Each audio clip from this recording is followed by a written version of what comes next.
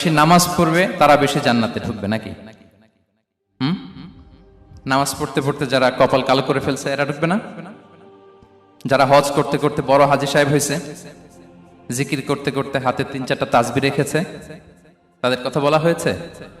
এগুলো নিঃসন্দেহে অনেক বড় আমল, কিন্তু সবচাইতে বেশি জান্নাতে প্রবেশ করাবে যে আমল, বিষ্ণু বললেন, এক হচ্ছে আল্লাহর ভয়, আরেক হচ্ছে সর্বোত্তম আচরণ। প্রিয় ভাইরা, ইসলামের মেজাজটাকে চিনে নেন, ইসলামের এসেন্সটাকে বুঝে নেন। আমরা ভালো আচরণকে গুরুত্ব দিতে চাই না। অনেক নামাজি লোক দেখবে নামাজ পড়তে পড়তে কপালে কালো দাগ ফেলে দিছে, বাসায় বউয়ের সাথে খারাপ আচরণ করে, খিটখিটে মেজাজের, প্রতিবেশীর সাথে শুধু ঝগড়া, কলিগদের সাথে ঝগড়া, মারামারি, দুঃসম্পর্ক, এরকম আছে না নাই বলেন? আছে না? কিন্তু নামাজি, অনেক বড় হাজি, একদিনও কোরআন তেলাওয়াত মিস হয় না। তো এত ইবাদত করেও সে ইসলামের আসল এসেন্সটাকে ধরতে পারে নাই।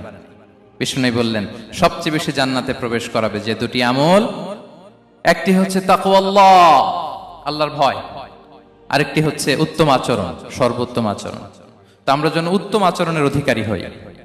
আমার স্ত্রীর সাথে যেন ভালো আচরণ করি, প্রতিবেশীর সাথে যেন ভালো আচরণ করি, ছেলে মেয়েদের সাথে যেন আমাদের অ্যাটিটিউডটা ভালো থাকে, আচরণটা ভালো থাকে, কলিগের সাথে যেন ভালো থাকে। বিশ্বনবীর আচরণ যেমন ছিল তেমন আচরণ যেন আমরা গড়ে তুলতে পারি। আওয়াজ করে পড়ুন আমিন। সুনানে আবু দাউদের এক বর্ণনা, বিষ্ণু ইসা ইসলাম বলেন, খুব চমৎকার একটি হাদিস, মনোযোগ দিয়ে শুনুন। তিনি বলেন, আনা যাঈমুন বিবাইতিন ফি রাবাদিল জান্নাতি লিমান তারাকাল মিরাআ ওয়া ইন কানা মুহিক্কান। আমি ওই ব্যক্তিকে জান্নাতের আঙ্গিনায় একটা ঘরের গ্যারান্টি দেই যে ব্যক্তি তর্ক করার সময় নিজে হক এটা জেনেও সে তর্ক থামিয়ে দেয়। অনেক সময় হয় না, অনেকে পায়ে পাড়া দিয়ে ঝগড়া করতে আসে, এরকম আছে না নাই? আপনি চুপচাপ দেখবেন একটা বাজে কমেন্টস করতেছে, আবার কমেন্টের নিচে কমেন্ট, আবার গালি, হ্যাঁ আছে না এরকম?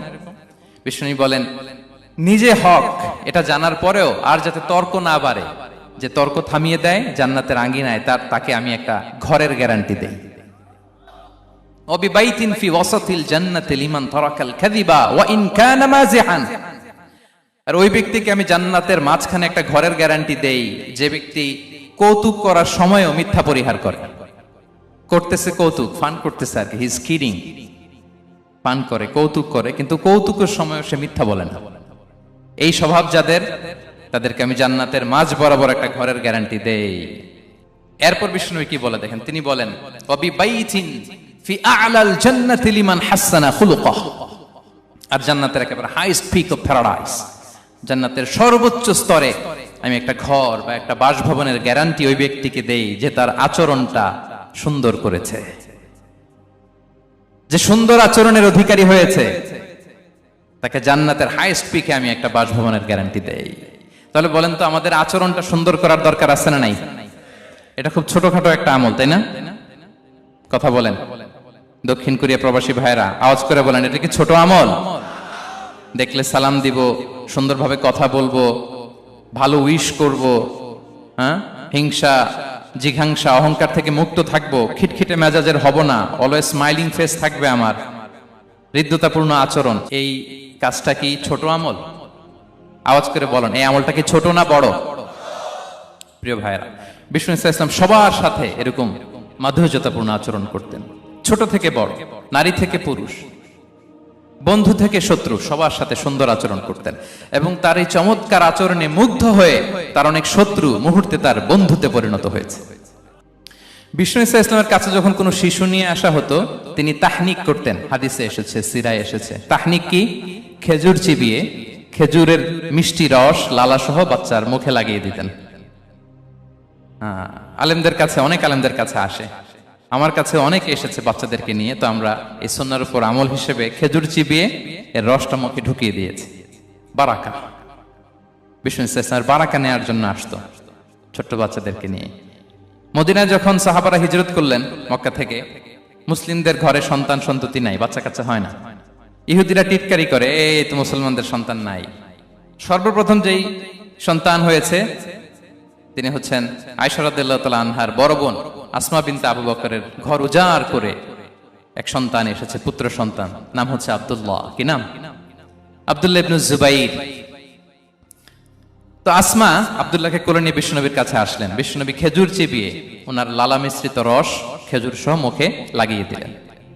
তা আসমা সবসময় গর্ব করে বলতেন যে আমার সন্তানের পাকস্থলীতে সর্বপ্রথম যেটা ঢুকেছে এটা হচ্ছে বিশ্বনবীর লালা মিশ্রিত খেজুরের রস। আল্লাহু আকবার। বাচ্চারা আসলে বিশ্বনবী তাহনিক করতেন এবং এটা ল্যাবরেটরিক্যালি প্রুভড, সায়েন্টিফিক্যালি প্রুভড যে বাচ্চার জন্মের পরে এরকম মিষ্টি দিলে, স্পেশালি ডেটস নির্যাস যদি দেয়া হয়, তাহলে এটা তার ইমিউন সিস্টেম বাড়ায়, রোগ প্রতিরোধ ক্ষমতা বাড়ায়, তার ব্লাড সার্কুলেশন বাড়ায়, রক্ত সঞ্চালন বাড়ায়। বিশ্বনবী এটা করতেন। অনেক মায়েরা বরকতের জন্য বিশ্বনবীর কোলে বাচ্চা দিতেন, অনেক বাচ্চা বিশ্বনবীর কোলেই পেশাব করেছে, হাদিস সাক্ষী। ওখান থেকে মাসালা এসেছে, মেয়ে বাচ্চা পেশাব করলে কিভাবে ক্লিন হবে, ছেলে বাচ্চা পেশাব করলে কিভাবে ক্লিন হবে। বিশ্বনবী কোলে নিয়েছেন, পেশাব করে দিছে ভরায়া। আল্লাহু আকবার। বাচ্চাদের মাথায় তিনি হাত বুলিয়ে দিতেন। যেই বাচ্চার মাথায় বিশ্বনবী হাত বুলাতেন, ওই বাচ্চার মাথায় খুব বেশি বেশি চুল গজাতো। সুবহানাল্লাহ পড়বেন না? এক ভণ্ড, সেও ছিল নবী দাবিদার, মুসাইলামাতুল কাযযাব। সে নবীকে কপি করত, নবী যা যা করতো তাই করত।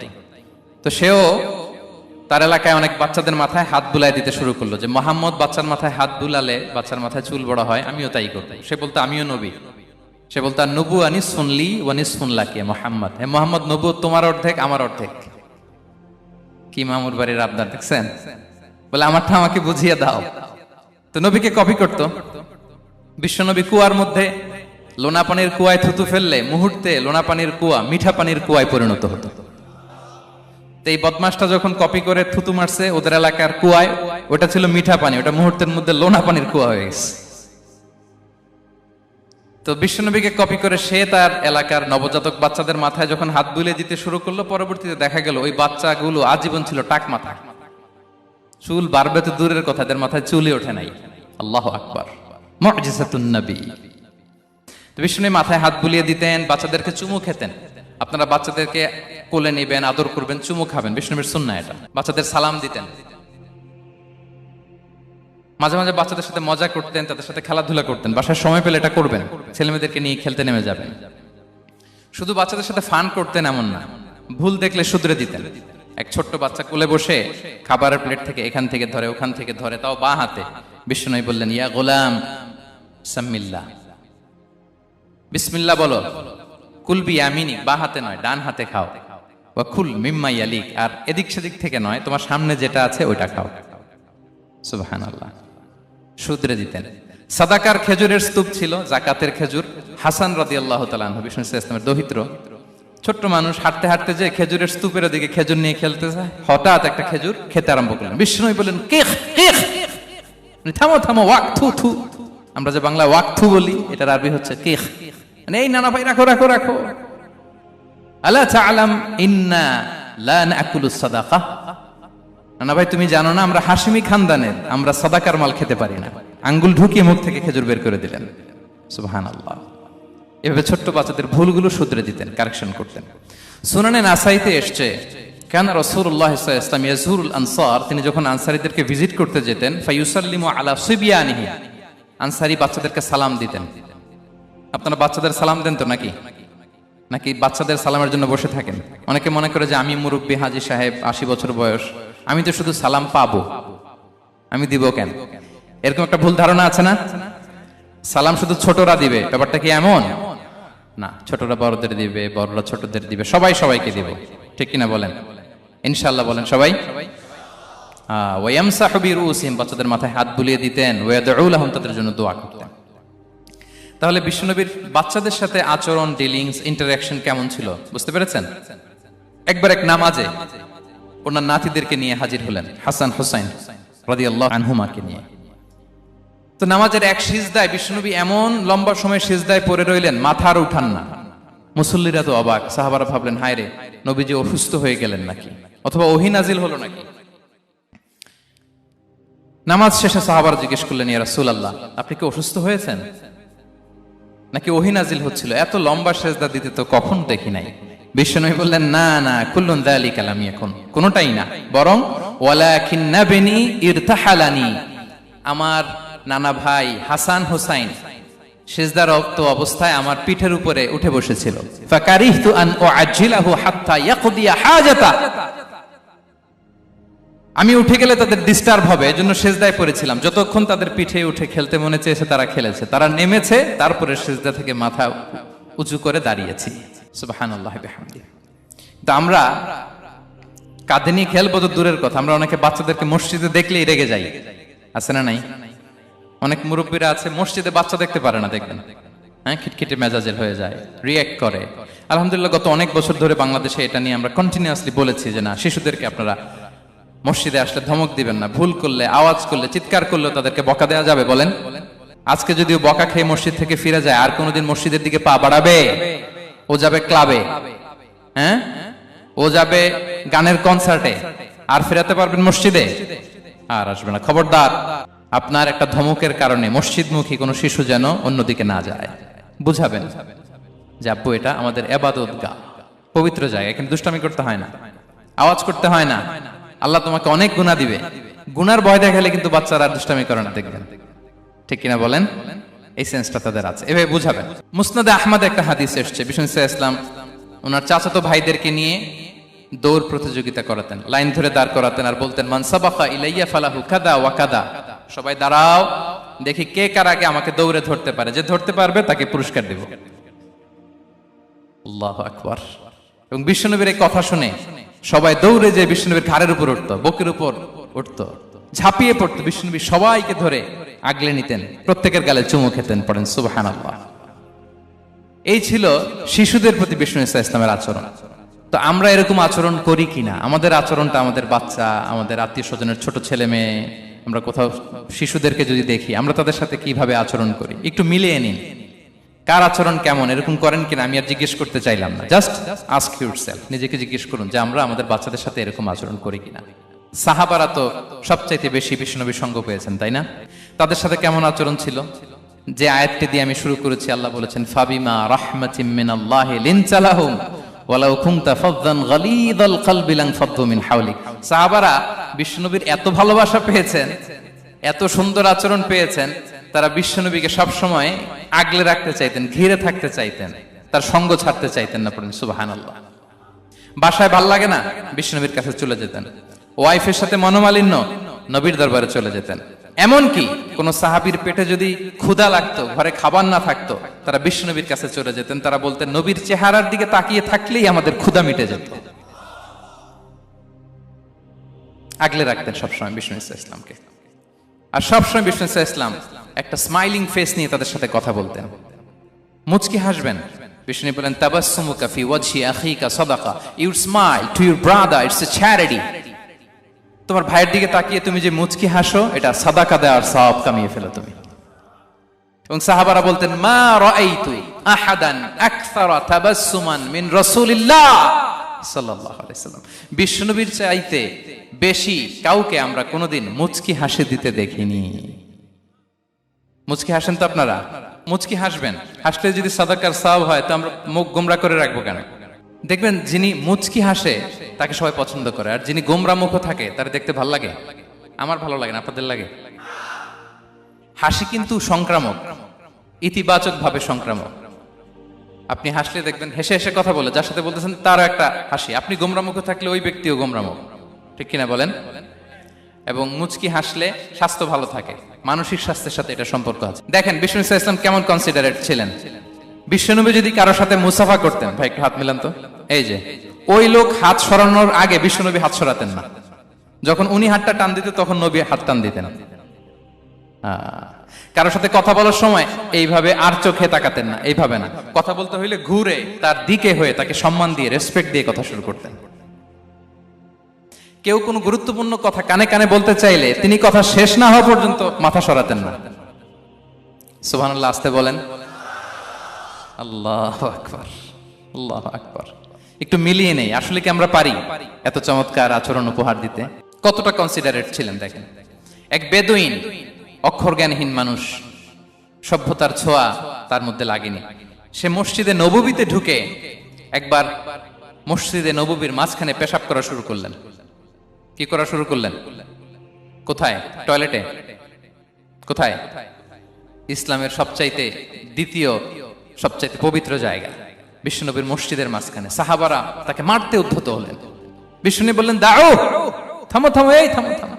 কারণ প্রস্রাব করার সময়, টয়লেট করার সময় হুট করে কাউকে ধমক দেওয়া যায় না, ডাকা যায় না, দরজায় বড় নক করা যায় না।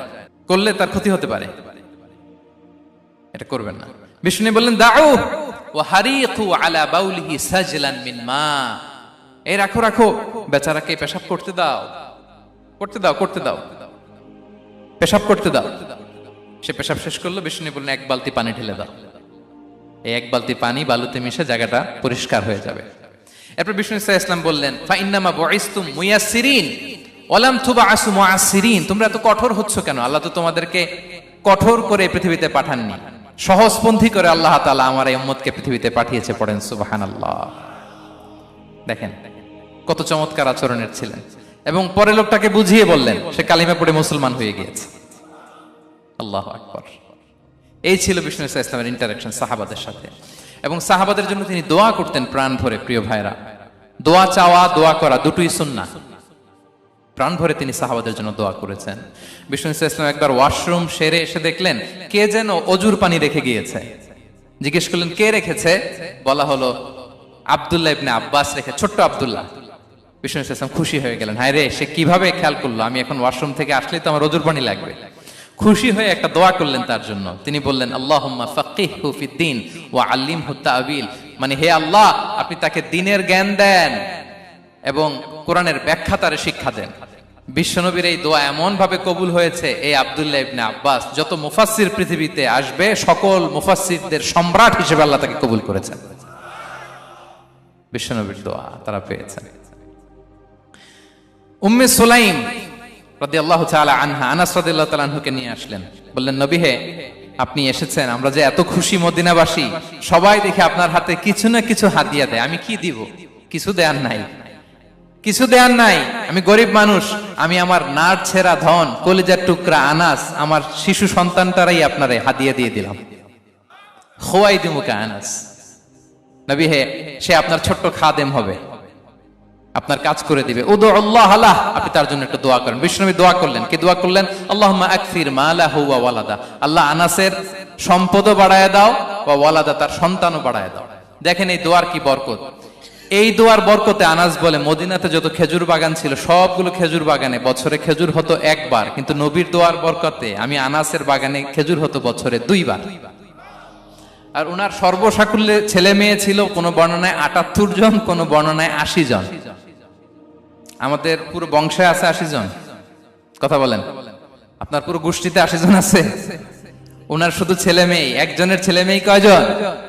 80 জন। বিশ্বনবীর দোয়া কি ইন্টারেকশন দেখেন, একজন ট্রু লিডারের কি বৈশিষ্ট্য। তিনি সাহাবীদের ভালো গুণ দেখলে তাদেরকে উৎসাহিত করতেন, ইন্সপায়ার করতেন, প্রশংসা করতেন।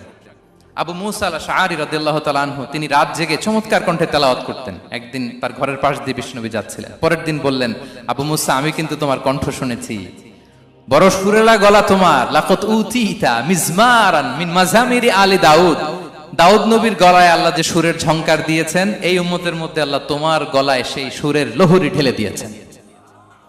আচ্ছা বলেন, নবী যদি প্রশংসা করে যে তোমার তেলাওয়াতটা খুব সুমধুর হয়েছে, তার কেমন লাগবে বলেন তো?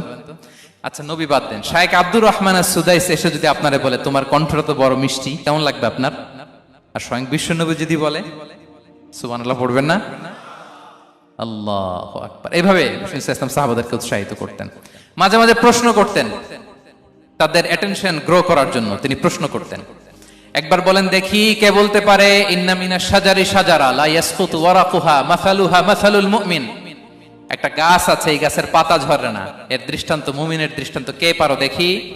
কোন সাহাবী পারে না, কারণ তারা ভাবতেছিল দূরের ওই সিরিয়ার কোন গাছ হবে, অমুক জায়গার মরুভূমির গাছ হবে, ঘরের পাশে যে খেজুর গাছ ওইটা আর কেউ ভাবে না।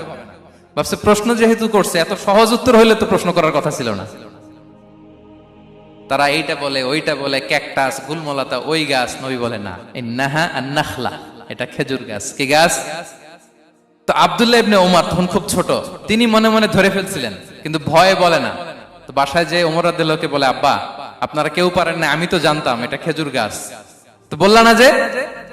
আব্দুল্লাহ বলে, আপনি পারেন না, অন্যান্য সাহাবারা বাচ্চা ছাড়া কেউ পারে না, আমি কেমনে কই? ওমর রাদিয়াল্লাহু বললেন, আজকে যদি তুমি বলতে পারতে, লাল উট পেলে আরবরা যে যত খুশি হয় আমি তার চেয়েও বেশি খুশি হয়ে যেতাম।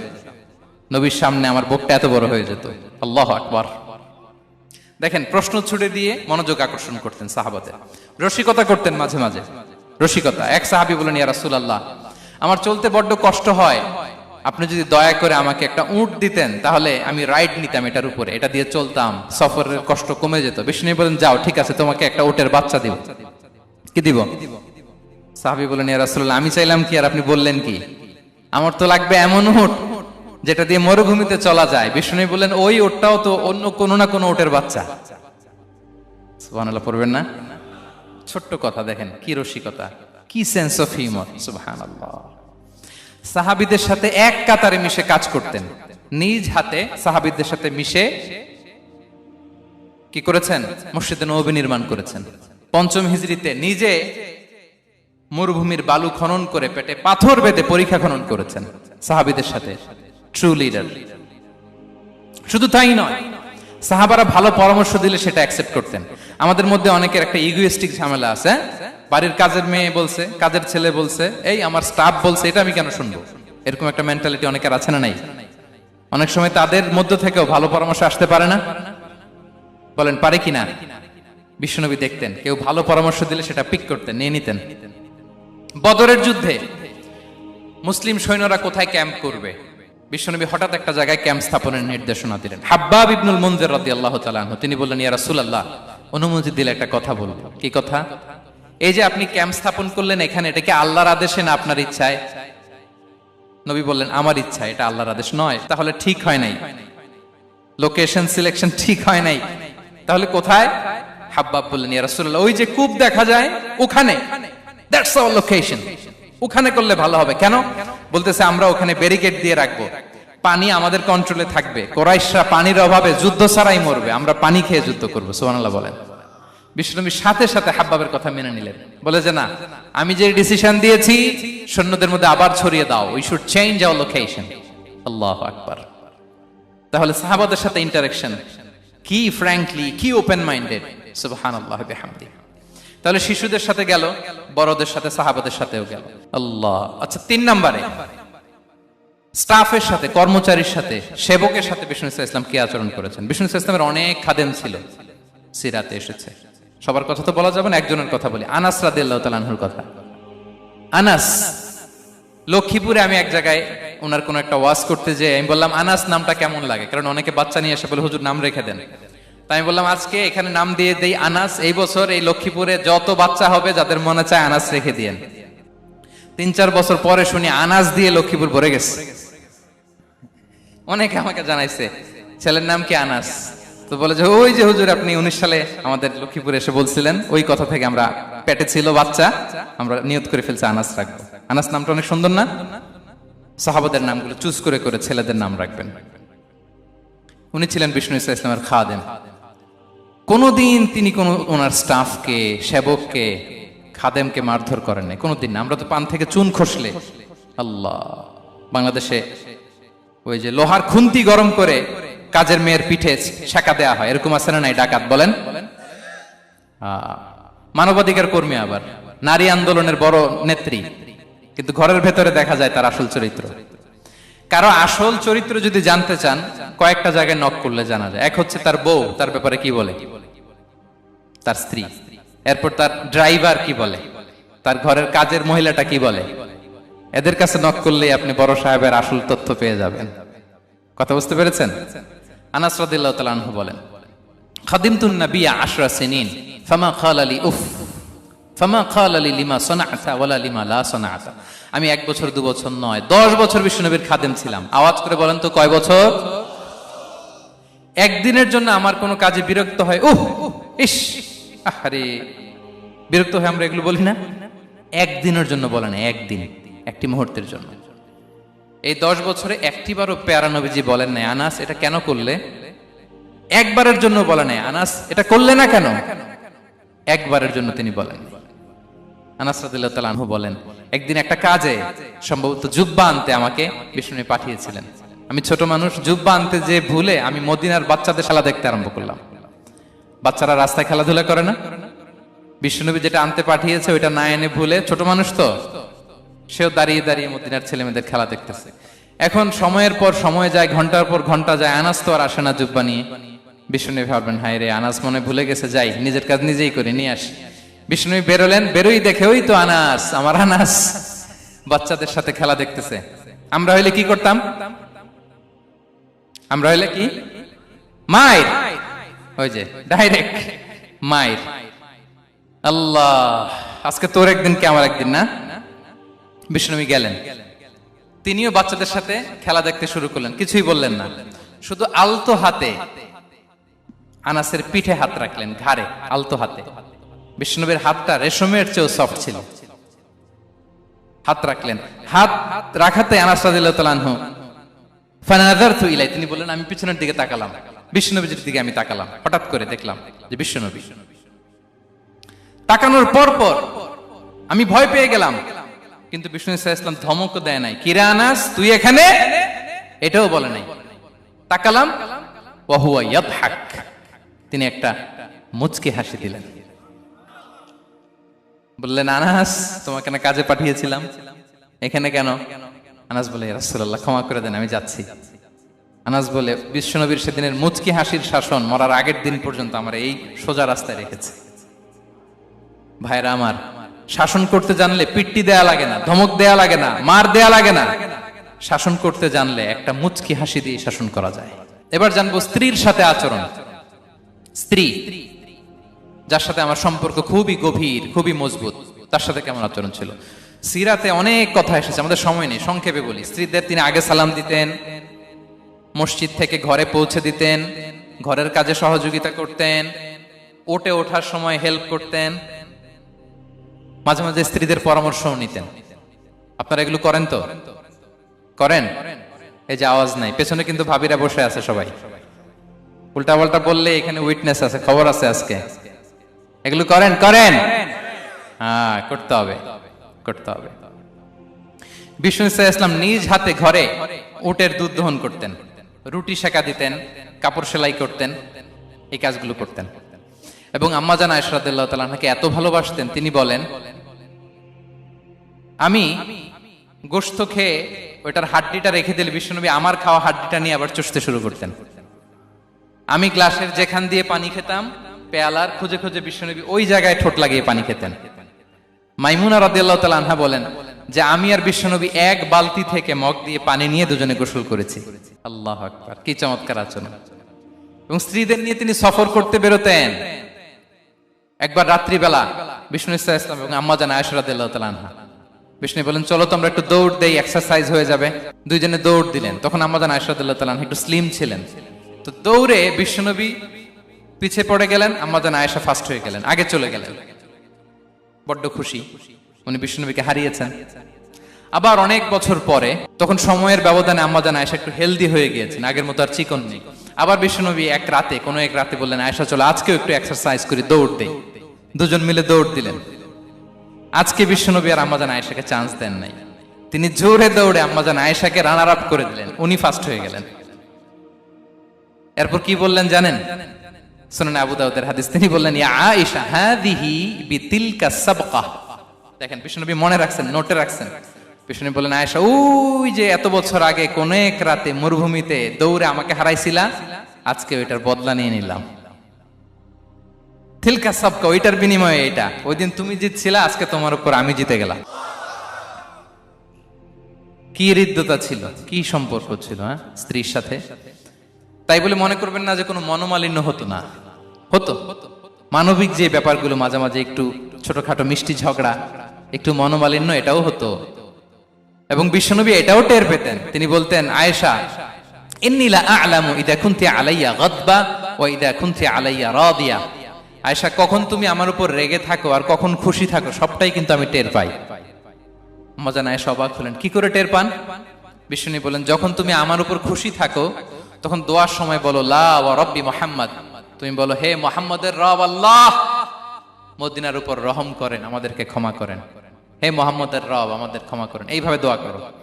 আর যখন তুমি রেগে থাকো তখন আমার নামটা মুখ দিয়ে নিতে চাও না, তখন তুমি দোয়াতে বলো লা ওয়া রাব্বি ইব্রাহিম, হে ইব্রাহিমের আল্লাহ, হে ইব্রাহিম নবীর খোদা, আমাদের মাফ করো। তখন তুমি আমার নাম নাও না, কৌশলে আমার নামটা বাদ দাও। আম্মা জান আয়েশা বলেন ইয়া রাসূলুল্লাহ মা আহজুরু ইল্লা ইসমাক, নবী হে, আমি তো আপনার নামটাই শুধু মুখ থেকে বাদ দেই, আমার হৃদয় থেকে তো কখনো আপনারে বাদ দিতে পারি না। এটা ঠিক, তখন রেগে থাকি, আপনার নামটা মুখে নেই না, কিন্তু হৃদয় থেকে তো আপনাকে সরাতে পারি না। সুবহানাল্লাহ। এই ছিল বিষ্ণুবীর সাথে স্ত্রীদের সম্পর্ক। প্রিয় ভাইরা, আমরা যদি একটু দেখি প্রতিবেশীর সাথে কেমন আচরণ করতেন নেইবার। বিষ্ণু বলতেন, মান কানা ইউমিনু বিল্লাহি ওয়াল ইয়াউমিল আখিরি ফালইউকরিম দাইফা, যে আল্লাহ বিশ্বাস করে, আখিরাতে বিশ্বাস করে, সে যেন প্রতিবেশীকে সম্মান করে। এবং একবার আবু যার আল গিফারি রাদিয়াল্লাহু তাআলা আনহুকে বিষ্ণু ইসা ইসলাম বললেন, আবু যার, ইদা তাবাখতা মারাকান ফাআকসির মাআ, হে আবু যার, তুমি যদি কখনো ঝোল তরকারি রান্না করো, ঝোলের তরকারি খাইছেন? আপনাদের সাউথ কোরিয়াতে তো বিখ্যাত একটা ঝোলের তরকারি আছে, কি নাম যেন, মাছের মেংথাং। আমরা একটা শব্দ শিখছিলাম, কি যেন বলে, খামসা হামনিদা। কয়েকটা শব্দ শিখাই দিছে ভাইরা আমাকে। তো এই যে নামটা বললাম, ঝোলের মধ্যে ট্যাংরা মাছ, শিং মাছ ঝোল দেয়া একটা তরকারি। তো আবু যার গিফারিকে বিষ্ণু ইসলাম বলেন, ইদা তাবাখতা মারাকান ফাকসির মা, হে আবু যার, কখনো যদি ঝোলের তরকারি রান্না করো, একটু বেশি করে পানি দিও, যাতে করে তোমাদের পাশাপাশি তোমার প্রতিবেশীর সাথে একটু ঝোল শেয়ার করতে পারো। প্রতিবেশীকে এত গুরুত্ব দিতেন। তিনি বলতেন, লাইসাল মুমিন আল্লাযী ইয়াশবা ওয়া জারুহু জাইউন ইলা জামবিহি, সে মুমিন নয় যে পেট পুরে খায় আর তার প্রতিবেশী না খেয়ে রাত যাপন করে, সে মুমিন নয়। দেখেন প্রতিবেশীকে কত গুরুত্ব তিনি দিয়েছেন। বিশ্বনবীর এক ইহুদি প্রতিবেশী ছিল। কোন ধর্মের? সবাই বলেননি, একসাথে আওয়াজ করে বলেন, কোন ধর্মের প্রতিবেশী? ওই ইহুদির এক ছেলে বিশ্বনবীর কিছু কাজ করে দিতেন। অনেকদিন হলো ছেলেটা আসে না। খোঁজ নিলেন, শুনলেন সে অসুস্থ। শুনলেন ইহুদি ছোট্ট ছেলেটা কি, বিশ্বনবী দেখতে গেলেন। মুসলিম শিশুকে দেখতে গেলেন নাকি? কোন ধর্মের শিশু? তার মানে আপনার প্রতিবেশী যদি হিন্দু হয়, বৌদ্ধ হয়, খ্রিস্টান হয়, দ্যাট ডাজন্ট ম্যাটার, আপনি তার বিপদে আপদে পাশে থাকবেন। এটাই ইসলামের শিক্ষা, ঠিক কিনা বলেন? এই যে আপনাদের এখানে বুদ্ধিস্ট নেইবার আছে, হিন্দু নেইবার আছে, খ্রিস্টান নেইবার আছে, তারা বিপদে পড়লে তো আপনার যাওয়ার দরকার নাই না? যাবেন, খোঁজ খবর নিবেন, ভিজিট করবেন, পাশে দাঁড়াবেন। আপনি যে তাদের খোঁজ খবর নিতেছেন, মুসলিম হয়েও আপনি এত চমৎকার আচরণের, এটা দেখেই অনেকে কালিমা পড়ে মুসলমান হয়ে যাবে। এটাই তো দ্য বিউটি অফ ইসলাম, ইসলামের সৌন্দর্য। বিশ্বনবী হিন্দু মুসলিম ইহুদি বাছেন নাই, ছোট্ট ইহুদিটাকে দেখতে গেলেন। যে দেখে হায় রে, কাতর হয়ে সে বিছানায় মৃত্যু শয্যায় শুয়ে আছে। বাচ্চাটার মাথায় হাত বুলিয়ে দিলেন। হাত বুলিয়ে বাচ্চাটাকে, ইহুদি বাচ্চাটাকে বললেন, আসলিম, হে শিশু, তুমি ইসলাম ধর্ম গ্রহণ করো। এখন ছোট্ট মানুষ, তার বাবা আবার পাশে দাঁড়িয়ে আছে, আব্বা কি বলে না বলে, সে নাযারা ইলা ওয়াজহি আবি, বাবার দিকে তাকালেন। তা বাবা বলে, আতি আবুল কাসিম, মানে বিষ্ণু ইসলামের কুনিয়াত, বড় ছেলে ছিল কাসিম, তাকে বলা হতো আবুল কাসিম। ইহুদি বাবা বলল, মোহাম্মদ যা বলে তাই করো। সাথে সাথে সে পড়ল, আশহাদু আল্লাহ ইলাহা ইল্লাল্লাহ ওয়া আশহাদু আন্না মুহাম্মাদুর রাসূলুল্লাহ। বিশ্বনবী বেরোয়ার সময় বললেন, আলহামদুলিল্লাহিল্লাযী আনকাযাহু মিনান নার, প্রশংসা সে আল্লাহর যে একটু আগে জাহান্নামী হওয়ার কথা ছিল, মুহূর্তে কালেমার মধ্য দিয়ে তাকে জান্নাতি বানিয়ে দিলেন। দেখেন প্রতিবেশীর সাথে কি আচরণ। ইহুদি প্রতিবেশীর পাশে দাঁড়িয়েছেন, অসুস্থ, ভিজিট করেছেন। আমরা যেন আমাদের প্রতিবেশীর খোঁজ রাখি। অভুক্ত প্রতিবেশী রেখে আপনি পেট পুরে খেয়ে তাহাজ্জুদ পড়লে ওই তাহাজ্জুদ আল্লাহর দরবারে যাবে না। খবরদার, খবরদার, আমরা যেন প্রতিবেশীর সাথে সুসম্পর্ক রাখি। বদরের যুদ্ধে 70 জন বন্দী হয়ে আসলো। বিশ্বনবী 70 জনকে সাহাবাদের মধ্যে ভাগ করে দিলেন, বললেন, তোমরা খারাপটা খাবে, বন্দীদেরকে ভালোটা খাওয়াবে। কি নমুনা স্থাপন করেছে ইসলাম। সুমামা ইবনে উসাল রাদিয়াল্লাহু তাআলা আনহু নামে এক যুদ্ধবন্দীর ছোট্ট ঘটনা বলে আমি পয়েন্টটা শেষ করছি। ইয়ামামার বড় লিডার ছিলেন, যুদ্ধবন্দী হয়ে মদিনায় আসলেন, নাম সুমামা ইবনে উসাল, উসাল রাদিয়াল্লাহু তাআলা আনহু। তখন মুশরিক ছিলেন, যুদ্ধবন্দী হিসেবে আনা হলো। তাকে মসজিদে নববীর পিলারের সাথে রশি দিয়ে বাঁধা হলো। বিষ্ণু বললেন, সুমামা, কি অবস্থা তোমার, কেমন লাগে, তোমার সাথে কেমন আচরণ করা হবে বলো। বললেন, মুহাম্মদ, তুমি চাইলে মারতেও পারো, বাঁচিয়েও রাখতে পারো। বিষ্ণু বললেন, সুমামা, এ দুনিয়াটাই শেষ নয়, আখিরাতে বিশাল এক জগৎ পড়ে আছে। তুমি যদি শাহাদা বাক্য পড়ো, আমাদের ভাই হয়ে যাবা। তোমার সেফটি সিকিউরিটির দায়িত্ব আমাদের। আমরা তোমরা সবাই মিলে এক। তারপর একে একে বিশ্বনবী তার সাথে ইসলামের সৌন্দর্যগুলো তুলে ধরলেন, সালাত কি, জাকাত কি, এগুলো বুঝালেন। বাড়িতে যেয়ে বললেন সবচেয়ে ভালো খাবার রান্না করো, একজনকে দিয়ে মসজিদে পাঠালেন। যুদ্ধবন্দীর সাথে কি আচরণ দেখছেন। এরপরের দিন বিশ্বনবী আবার তাকে ইসলামের দাওয়াত দিলেন। এরপর বাড়িতে এসে একজনকে বললেন, যাও আমার ওই উটের দুধ দহন করে তাকে এক পেয়ালা গরম দুধ দিয়ে আস। আমরা জামাইকেও তো এরকম সমাদর করি না, কি বলেন? তৃতীয় দিন বিশ্বনবী আবার খাবার নিয়ে গেলেন, আবার ইসলামকে তুলে ধরলেন। সুমামা তো অবাক, যুদ্ধবন্দীদের সাথে মুসলমানরা এরকম আচরণ করে। 3 দিন ধরে লাগাতার যখন ইসলামকে প্রেজেন্টেশন শেষ, বিষ্ণু বললেন, যাও এবার সুমামা ইবনে উসালের রশিটা খুলে তাকে ছেড়ে দাও। সাহাবারা বললেন, বলেন কি ইয়া রাসূলুল্লাহ, ভয়ঙ্কর, বিশ্বাসঘাতকতা করবে, মেরে ফেলবে আমাদের। বিষ্ণু বললেন, না, আমি যা জানি তোমরা তা জানো না, ছেড়ে দাও। সুমামাকে ছেড়ে দেয়া হলো। সুমামা বের হলেন মসজিদ থেকে, ফিরে তার ভূখণ্ড, তার এলাকা ইয়ামামাতে তিনি গেলেন না। মদিনার মসজিদে নবীর পাশে খেজুর বাগানের পাশে তিনি অজু করলেন, গোসল করলেন, অজু করলেন। এরপর ফিরে এসে বিশ্বনবীর সামনে দাঁড়িয়ে বললেন, আশহাদু আল্লা ইলাহা ইল্লাল্লাহ ওয়া আশহাদু আন্না মুহাম্মাদান আবদুহু ওয়া রাসূলুহু। আমি সাক্ষ্য দিচ্ছি আল্লাহ ছাড়া কোনো ইলাহ নেই, আপনি আল্লাহর প্রেরিত রাসূল। হে মুহাম্মদ, আপনার চাইতে নিকৃষ্ট মানুষ আমার কাছে কেউ ছিল না, কিন্তু এখন থেকে আপনার চাইতে কোনো প্রিয় মানুষ আমার জীবনে নেই। ইসলামের চাইতে নিকৃষ্ট কোনো ধর্ম আমার জানা ছিল না, আজ থেকে ইসলামের চাইতে প্রিয় ধর্ম আমার কাছে নেই। মদিনার চেয়ে নিকৃষ্ট কোনো শহর আমার কাছে ছিল না, সবচেয়ে অপছন্দের শহর, আজ থেকে মদিনার চেয়ে প্রিয় শহর আমার কাছে নেই। দিস ইজ ইসলাম। বিশ্বনবী বললেন, হে নবী, আপনি আমাকে উমরার অনুমতি দিন। তিনি উমরা করতে গেলেন। বিষ্ণু তাকে তালবিয়া শিখিয়ে দিলেন। এই প্রথম কেউ মুসলিম, সুমামা ইবনে উসাল, উনি প্রথম মুসলিমদের মধ্যে উমরা করেছেন তালবিয়া পড়তে পড়তে, লাব্বাইক আল্লাহুম্মা লাব্বাইক পড়তে পড়তে। উমরা করা শেষে ইয়ামামা থেকে গম আসতো মক্কায়, ওই গম পিষে রুটি বানিয়ে মক্কাবাসী খেয়ে বেঁচে থাকতো। উনি ঘোষণা দিলেন, মুহাম্মাদের অনুমতি ছাড়া ইয়ামামার একটি গমের দানা আজ থেকে মক্কায় পৌঁছবে না। সুবহানাল্লাহ পড়বেন না? এই যে আমেরিকা যে ইকোনমিক স্যাংশন দেয়, এটা শিখছে সুমামা উমামা ইবনে উসাল রাদিয়াল্লাহু তাআলা আনহুর কাছ থেকে। আল্লাহু আকবার। তিনি বললেন, একটা গমের দানা পচবে না, ওনারা আর রুটি খেতে পারে না। গমের দাম বেড়ে গেল। বিষ্ণুর কাছে চিঠি লিখে পাঠালেন, হে মুহাম্মদ, তুমি যদি উমামারে না বলো আমরা না খেয়ে মরবো। পরে বিশ্বনবীর হস্তক্ষেপের মধ্য দিয়ে আবার ইয়ামামা থেকে গম আসা শুরু হয়েছে। সুবহানাল্লাহ পড়ে। প্রিয় ভাইয়েরা, তাহলে বন্দীদের সাথে, যুদ্ধবন্দীদের সাথে বিশ্বনবীর আচরণ কেমন ছিল টের পেয়েছেন? ভিক্ষুকের সাথে কি আচরণ? বিশ্বনবী কখনো না বলতে পারতেন না। কেউ হাত পাতলে কি বলতে পারতেন না? পারতেন না। এক ভিক্ষুক এসে বলে, এই মুহাম্মদ, দাও, তোমার কাছে কি আছে দাও। নবী তখন চাদর পরা ছিলেন। চাদর ধরে এমন জোরে টান দিছেন, বিশ্বনবীর ঘাড়ের চামড়া এখানে ছিঁড়ে গেছে, চামড়ায় দাগ পড়ে গেছে। বিশ্বনবী তার দিকে তাকিয়ে, ওই যে মুচকি হাসির ম্যাজিক, আবার মুচকি হাসি, মুচকি হাসি দিয়ে বললেন, যাও তাকে কিছু দিয়ে দাও। সুবহানাল্লাহ পড়বেন না? আচ্ছা, ভিক্ষা করতে আইসা যদি আপনার জুব্বা ধরে টান মারে, জামার কলার ধরে টান মারে, এই দে, কি করবেন বলেন? ওই যে মায়ের, মানে ডানে বায়ে আর কোনো সলিউশন নাই, খালি মায়ের, আইজো মায়ের, খাইলো মায়ের। দেখেন, ভিক্ষা করতে এসে জামা ধরে টান দিয়ে ঘাড়ের চামড়ায় এখানে দাগ ফেলে দিয়েছে, কিন্তু বিশ্বনবী হাসি দিয়ে সলিউশন করলেন। সুবহানাল্লাহ পড়ে। শত্রুদের সাথে তিনি কেমন আচরণ করেছেন? আল্লাহ আল্লাহ আল্লাহ আল্লাহ।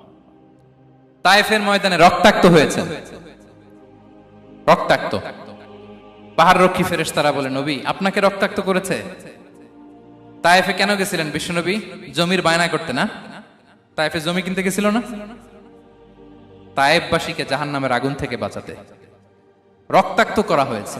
পাহাড় রক্ষী ফেরেশতারা বললেন, নবী একটা আদেশ দেন, দুই দিক থেকে চাপা মেরে পুরো তায়েফবাসীকে মাটির সাথে মিশিয়ে ফেলবো, মাটির সাথে মিশে যাবে। বিশ্বনবী বললেন, না না, তারা হয়তো ঈমান আনে নাই, তাদের ভবিষ্যৎ প্রজন্মের কেউ না কেউ লা ইলাহা পড়বে,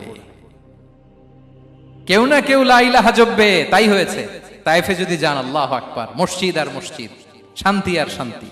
আল্লাহু আকবার। উহুদের ময়দানে দাঁত শহীদ হয়েছে, রক্তাক্ত হয়েছে, হেলমেট ভেঙে কপালে পাথর ঢুকেছে।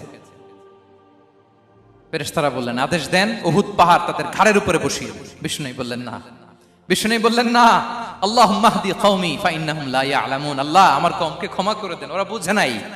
দেখেন, শুধু ক্ষমাই চান নাই যে আল্লাহ ওদেরকে মাফ করে দেন, ওদের হয়ে কৈফিয়ত দিয়েছেন আল্লাহকে, এক্সকিউজ দিয়েছেন। আল্লাহ কেন কেন ক্ষমা করবেন? কারণ ওরা বুঝে নাই। এক্সকিউজ দিয়েছেন, তাদের হয়ে কৈফিয়ত দিয়েছেন। এই ছিল শত্রুদের সাথে বিশ্বনবীর আচরণ। যুদ্ধের ময়দানে ঘোষণা দিতেন, খবরদার ওদের নারীদের গায়ে হাত দিবে না, শিশুদের গায়ে হাত দিবে না, গবাদি পশু মারবে না, কোন পাদ্রীর গায়ে হাত দিবে না। গোটা বিশ্বের কেউ, কোন যুদ্ধের সেনাপতি যুদ্ধের ময়দানে এমন মানবতা দেখাতে পারে না। চিল্লায় বলেন ঠিক কিনা? অষ্টম হিজরিতে মক্কা বিজয়ের দিন থারথার করে কাঁপছিল কুরাইশরা যে আজকে তো আমাদেরকে ক্যাপিটাল পানিশমেন্ট দিবে, ডেথ পেনাল্টি দিবে। বিশ্বনবী বললেন, না, লা তাসরিবা আলাইকুমুল ইয়াউম ইযহাবু ফাআনতুমুত তুলাকা। 4-5 জনকে তিনি শাস্তি দিয়েছেন, গণহারে শত শত হাজার হাজার পরিবারকে তিনি ক্ষমা করে দিয়েছেন। বললেন, তোমরা আমার ভাই, ভাই ভাইয়ের সাথে যেরকম আচরণ করবে, ইউসুফ তার ভাইদের সাথে যা করেছে আমি তাই করব, আমি ক্ষমা করে দিলাম। আল্লাহু আকবার। এ ছিল শত্রুদের সাথে আচরণ। শেষ কথা বলি, শেষ কথা হচ্ছে প্রাণীর সাথে বিশ্বনবীর কেমন আচরণ ছিল। প্রাণীর সাথে একবার এক আনসারের খেজুর বাগানে ঢুকলেন, ঢুকে দেখেন একটা উট কাঁদে। কি কাঁদে? কানে কানে এসে বিশ্বনবীকে কি যেন বলে যায়। বিশ্বনবী রেগে বললেন, এই উটের মালিক কে? এক আনসারের সাহাবী বললেন, ইয়া রাসূলুল্লাহ আমি। বিশ্বনবী বললেন, তোমার কি ভয় হয় না আল্লাহর? কলিজার মধ্যে আল্লাহর ভয় নাই? আল্লাহ তাআলা দয়া করে উটের মালিক তোমাকে বানিয়েছে, উট কানে কানে এসে আমাকে বলেছে তুমি তাকে কয়দিন ধরে খাবার দাও নাই, আর তাকে দিয়ে কাজ করিয়েছ অনবরত। খবরদার, কিয়ামতের দিন আল্লাহ তাআলা জালিমের কাতারে তোমাকে দাঁড় করাবে।